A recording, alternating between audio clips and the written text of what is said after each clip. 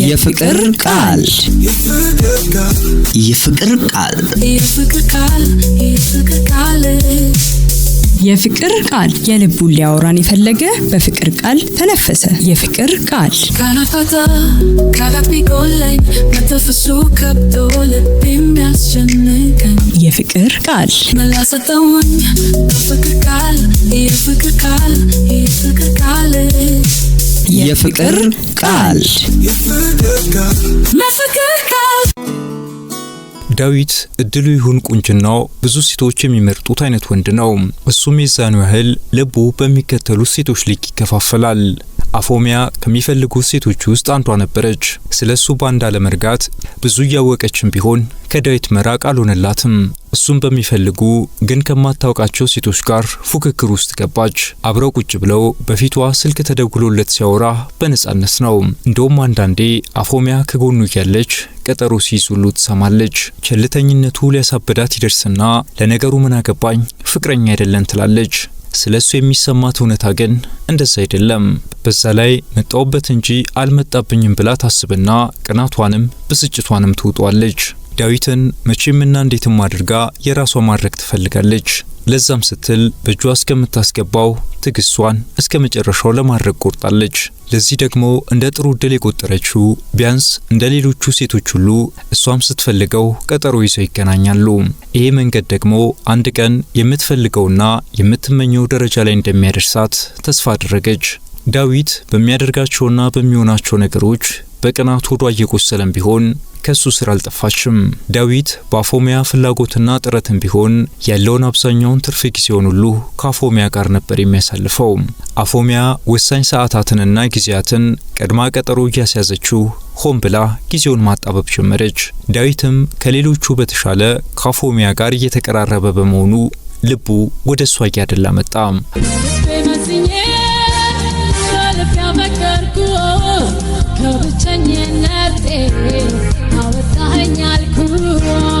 አንድ ቀን አፎሚያ ሁሉም ነገር ወደምትፈልገው መጣላት።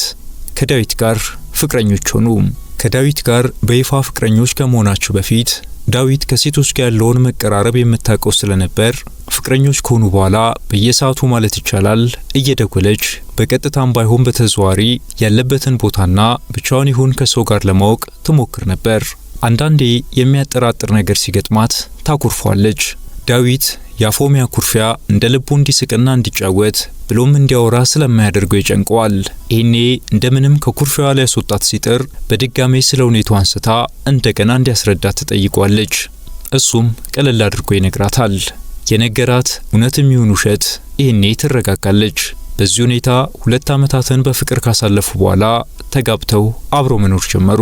እኔ አልሰጥም ልብ ያለ ፍቅር አልጨርሶ ጀምረው ይቅር እኔ አልሰጥም ልብ ያላባይሰው ፍቅርን ጀምሮ ለማይጨርሰው። አፎሚያ ፍቅረኞች እያሉ በተዘዋሪ መንገድ የት እንዳለና ከማን ጋር እንዳለ ተጠይቀ የነበረውን አሁን በመጋባታቸው እንደመብት ወሰደችውና በቀጥታ የት ነህ ወደ ቤት አትመጣም የሚሉ ትዕዛዛትን ትሰጧለች።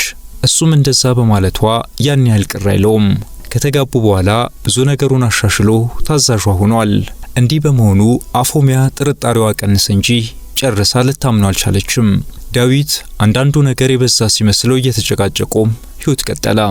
የመጀመሪያ ልጃቸውን ከወለዱ በኋላ ዳዊት ራሱን ለቤተሰቡ ሰጠ ማለት ይቻላል። ከዛ በኋላማ አፎሚያ ስለ አንድ ነገር ተነግሯለች ሳይሆን ታዟለች ማለት ይቻላል።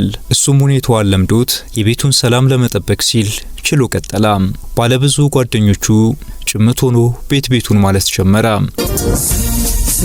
አለና ሊኖር ክፉ እንዳሰራ መጣለልፈ ስሜት አንፈራ ከነበረበት የሥራ ቦታ ሌላ ተቋም ላይ ተወዳደረና ገባ። አፎሚያ የቤት እመቤት ስለነበረች ደሞዙም ከፍ በማለቱ የሁለቱም ደስ አብሮ ከፋለ። ዳዊት በዚህ ተቋም ውስጥ 2 ዓመት እንደሰራ በተቋሙ በብድር መኪና መግዛት ይቻል ስለነበር ዳዊት ተበድሮ መኪና የመግዛት ሐሳቡን ለአፎሚያ ማከራት። አፎሚያ በከፍተኛ ደስታውና መኪናውንማ መግዛት አለበት አለችው። ከገዛው መኪናውን ልናከራየው ከሆነ ጥሩ፣ ካልዛ ግን ምን ያደርጋል አላት። ቢያንስ ልጁን ትምህርት ቤት እናደርስበታለን፣ በጣም ይጠቅማል አለችው። ዳዊት አፎሚያ ባለችው መሰረት ከተቋሙ ተበድሮ መኪናውን ገዛ። መኪናው ከተገዛ በኋላ አፎሚያ ለማንኛውም እኔም መንጃ ፍቃድ ማውጣት አለብኝ ብላ መማር ጀመረች። ዳዊት ለተወሰነ ያህል ጊዜ መኪናውን ይዞ ከቤት ወደ ስራ ቦታ፣ ከስራ ወደ ቤት መመላለስ ጀመረ። አፎሚያ መንጃ ፍቃዷን ከያዘች በኋላ አንድ ቀን እጄን በደንብ እስከማፍታታ መኪናውን እኔ ቢይዘውስ አለችው። ዳዊት አልተቃወማትም። ሐሳቧን ተቀበለውና አፎሚያ መኪናውን መያዝ ጀመረች። ጧት አፎሚያ እየነዳች ልጃቸውን ትምህርት ቤት አድርሳ በዛው ዳዊትንም ስራ ቦታው አድርሳ መኪናውን ይዛ ወደ ቤት ትመለሳለች። ልክ ከቀኑ 9 ሰዓት ሲሆን ልጇን ሄዳ ከትምህርት ቤት በመኪናው ታመጣና 11 ሰዓት ሲሞላ ደግሞ የዳዊት መስሪያ ቤት በር ላይ ሄዳ ትቆማለች። ነገሮች በአጋጣሚ ሆኑ ቢመስሉም በአፎሚያ በኩል ግን መኪናው ከተገዛበት ማግስት ጀምሮ የታሰበበት ይመስል ነበር። ዳዊት በዚህ ሁኔታ ለወራት ከተመላለሰ በኋላ የሆነ እስር ቤት ውስጥ የገባ እየመሰለው መጣ። በአሁኑ አካሄዷ ደግሞ አይደለም ጓደኛ ዘመዶቹን እንኳን የሚያገኝበት እድል አሳጣችው። እንደ ልጅ ወስዳ መስሪያ ቤቱ ታደርሷለች። 11 ሰዓት ላይ በሩ ላይ ቆማ ጠብቃ ታመጣዋለች። እሁድና ቅዳሜ አብረው ካልወጡ በስተቀር ብቻውን ወደ ውጭ ስራ አይልም። ዳዊት ከአፎሚያ ጋር ከመጋባቱ በፊት የነበረው ህይወቱ እንደ ሩቅ ዘመን ትዝታ በዓይነ ህሊናው በናፍቆት ይታየው ጀመር። ሁሉም ነገር ባለፉት 5 ዓመታት ውስጥ የተከናወነ አልመስላለው። አንዳንድ የግድ መሄድ የሚኖርበት ቦታዎች ላይ ቢሄድ እንኳን ካስፈለገ አብራው ትሄዳለች። እሷ ካላስፈለገች ደግሞ የቆይታ ሰዓቱን የምትወስንለት እሷ ነች።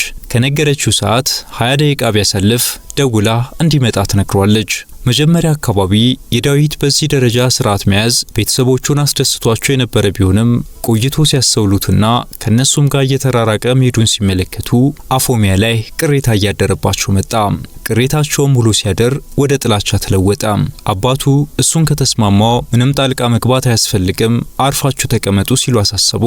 እናትየው ግን ልጄን ያህል እንዲርቀኝ የምታደርገው እሷ ማን ስለሆነች ነው አሉ። በዚህ ምክንያት አፎሚያ የዳዊት ቤተሰቦች ጋር ስትመጣ ፊት ይነሷት ጀመር። ይህኔ ነገር ታስቧል ማለት ነው ስትል ተጠራጠረች። ዳዊት እየኖረ ባለበት ሁኔታ እጅግ ከመማረሩ የተነሳ የነጻነቱን ጊዜ መናፈቅ ከጀመረ ቆይቷል። በዚህ ላይ ደግሞ ለቤተሰቦች ምን ነግራቸው ነው እንዲህ ላይ ናቸው የጠሉኝ ስትል ትጨቀጭቋለች። ዳዊት ለልጁ ሲል የሚከፈለውን ዋጋ ለመክፈል ይዘጋጅና ግን ደግሞ በሷ ምክንያት ቀስ በቀስ ከቤተሰቡ እየተለያየ ነው። ቤተሰቦቹ እሱ ጋር መምጣት ካቆሙ ቆይቷል። እሱም ወደ እነሱ ጋር ቢሄድ እንኳን በትክክልም ቤተሰቦቹ ጋር ስለመሄዱ እየደወለችም በሌላ መንገድ ለማጣራት ትሞክራለች። በዚህ ጊዜ ታዲያ ዳዊት በተገኘችው ቀዳዳ ወደ ውጭ ከወጣ ከመጠን በላይ ሰክሮ ይመጣል። የዛን ቀን ሶፋ ላይ እንዲያድር ይፈረድበታል። አንድ ቀን የሆነው ግን ከሌላው ጊዜ ሁሉ የተለየ ነበር። ዳዊት የእናቱ እህት አክስቱ ይሞቱና እዛው ውሎ ያመሻል። ይሄ ሲሆን አፎሚያ አብራው ነበረች። ልክ 4 ሰዓት ላይ ተነስ ወደ ቤት እንሂድ አለችው። እስከ ሳልሱ ድረስ የማድረው እዚሁ ነው አላት፣ ለሷ ብቻ በሚሰማ ድምጽ። የዳዊት ድምጽ ያን ያህል ባይሰማም አፎሚያ ግን ቃላትን በተለዋወጡ ልክ ንዴቷም ድምጿም እየጨመረ ስለነበር የሚነጋገሩት ነገር በቅርባቸው ላሉ ጥቂት ሰዎች መሰማት ጀመረ። በእለቱ ከብዙ ጭቅጭቅ በኋላ አፎሚያ ወደ ቤት ሄደች። ዳዊት እሱ አደረ። አፎሚያ ወደ ቤት ካልሄድም ብላ ስትሰድበው እንደነበረ ተደርጎ ወሬው የዳዊት እናት ጋር ደረሰ። እናትየው ድሮም በወዳቸው የያዙት ብዙ ስለነበር ነገሩ ተካረረ።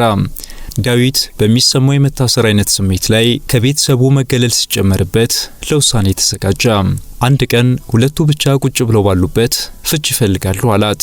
አፎሚያ ድንጋጤም ግራ መጋባትም እየተሰማት የሰማችውን ባለማመን ምን አልከኝ አለችው። እንድንፋታ ፈልጋለሁ፣ ከዚህ በላይ መቀጠል አልፈልግም ሲል ደገመላት።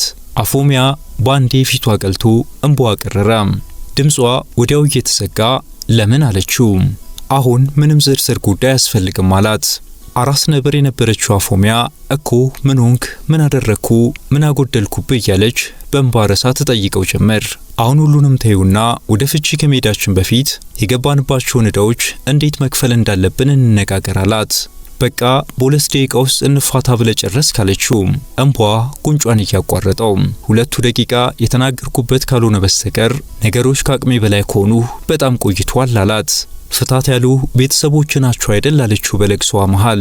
እስኪ እነሱን አሁን እንኳን ታያቸውና ወደ ውስጥሽ ለአንዴ እንኳን ተመልከች አላት። እኮ ምን እንዳደረኩህ ንገረኝ እያልኩ ነው አለችው። ዳዊት የያዘውን ጫፍ ባለመልቀቅ የምታውቂውን ለምን እነግርሻለሁ፣ እኔ ከዚህ በኋላ በዚህ ደረጃ ማውራትም አልፈልግም አላት። አፎሚያ ያለማቋረጥ የሚወርደውን እንባዋን እየጠራረገች አንድ ነገር ልንገር አለችው።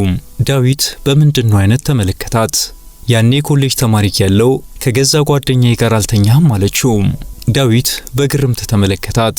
አፎሚያ ቀጠለች፣ ያን ያወቅኩም ቢሆን ስለምወድ ግን ካንተ ስር መራቅ አልቻልኩም አለችው። ይህን ማን ነገረሽ አላት። እኔ እንዳንተ ነጋሪው አይደለም ያስገረመኝ፣ ድርጊት ቢያሳመመኝም ታምሜ አልፌዋለሁ አለችው። አሁን ነገሩ ሆኗል አልሆነም የሚለውን እንተውና ያኔ ፍቅረኛ አይደለሽ ሚስት አይደለሽ ከስንት ዓመት በኋላ ዛሬ ላይ ይህንን ማንሳት ለምን አስፈለገሽ አላት። ታዲያ ዛሬስ እንዴት ብዬ ልመንህ አለችው። ታዲያ ካላመንሽኝ ለምን ተጋባን አላት።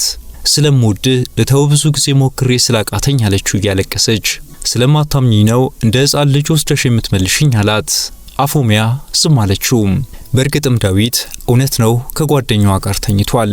በጊዜው አፎሚያ ይሄንን አወቀች አላወቀች ጉዳዩ አልነበረም። ምክንያቱም በወቅቱ አፎሚያ ምንም አልነበረችም። በጊዜው ግንኙነታቸው ኖርማል ጓደኝነት ነበር። ይህ ሲሆን አፎሚያ ግን ልቧ እስኪጠፋ ነበር የምትወደው። በኋላ ሲረዳት እሱም ወደዳትና ተጋቡ። ከተጋቡ በኋላ ግን ዳዊት ከአፎሚያ ውጭ ባይኑ እንኳን አያይም ነበር። አፎሚያ ዳዊትን ስለምትወደው እንጂ በሙሉ ልቧ አታምነውም ማለት ይቻላል። ስለዚህም ከተጋቡ በኋላ ገመዷን አጠበቀችበት። ዳዊት እየተበሳጨ በዛው ባህሪ መቀጠል በፈልግ ኖሮ ካንቺ ጋር መጋባት ለምን አስፈለገኝ? ይህን እንዴት ማሰብ አቃተሽ አላት። አፎሚያ እንፋቴ የምትለው ቃል ጆሮዋ ውስጥ ተሰንቅራ ሌላ የሚላትን መስማት አልቻለችም። አሁን ሙሉ ሐሳቧ ያቺን እንፋቴ ያላትን ቃል እንዲመልሳት ነው። እናም አፎሚያ በቃሽ አለችው እንደ ልጅ። ዳዊት ከራሱ ጋር ብዙ ተማክሮ የወሰነው የፍቺ ውሳኔ ላይ እንደገና መነታ። ሲያያት ከልቡ አሳዘነችው። ግራ ተጋብቶ እሺ እንድታምኘኝ ምን ላድርግ አላት። አፎሚያ ያለማቋረጥ የሚፈሰውን እንባዋን እየጠራረገች ብልህ ትቀበለኛለህ አለችው። አንቺን እንድታምኚኝ የሚያደርግሽ ነገር ካለ እቀበላለሁ፣ ችግር የለም አላት። እሺ የምትለኝ ከሆነ እንደገና ጋብቻችንን በቤተ ክርስቲያን እናድርግ አለችው። ዳዊት ምላሽ ከመስጠቱ በፊት ለሰከንዶች ዝም አለና አሰበ። ይሄ የምትለው ወጥመድ ቢሆንስ አለና መነታ። እሺ ከዛ ታምኚኛለሽ አላት። አፎሚያም እርግጠኝነት እየታየባት ከዛ በኋላ ከሴቶች መሃል ተኝተህ ባይህ እንኳን አምናለሁ አለችው። ዳዊት እሺ አላት። ተዘጋጅተውና ጊዜ ቆርጠው ጋብቻቸውን እንደተነጋገሩት በቤተ ክርስቲያን አደረጉ። የዳዊት ቤተሰቦች እርድብን አሉ። በአፎሚያ ባህሪ ምክንያት ፍቻቸውን እየጠበቁ ባለበት ጋብቻው በቤተ ክርስቲያን ሲሆን በቃ ሳስራ የዘላለም ባሪያው አደረገችው ብለው እርማቸውን አወጡ። ከዛ በኋላ ዳዊት ላይ ትኩረት ማድረጋቸውን አቆሙ። በኋላ ነገሮች የሆኑት ግን ከዳዊት ቤተሰቦች ግምት ውጭ ነበር። ዳዊት ጠዋት ላይ ልጁን በመኪናው አድርሶ በዛው ወደ ስራው ይሄዳል። 9 ሰዓት ላይ አፎሚያ ወክ እያደረገች ሄዳ ልጁን ይዛ ትመጣለች። ከዛ በኋላ ዳዊት 12 ሰዓት የሚምጣ ማታ 3 ሰዓት ምንም ጭቅጭቅ የለም። እሱም መንገድ ካልተዘጋጋበት በስተቀር ከ1 ሰዓት ብዙም አያሳልፍም። ቤተሰቦቹን ከበፊቱ በተሻለ አሁን ቶሎ ቶሎ ይጠይቃል። አፎሚያም እንደ አዲስ ተቀይራ ሊፈርስ ጫፍ ላይ ደርሶ የነበረው ትዳር እንደገና ትኩስ በሚመስል ፍቅር ተሞልቶ በመተሳሰብና በመዋደድ ቀጥሏል። ለካ ለካ ታለሞት ወዲያ ዱለመ ካተኑ አይተለም ያንተ ፍቅር ዱለመ ካለካ ታለሞት ወዲያ ዱለመ ካተኑ አይተለም ያንተ ፍቅር ዱለመ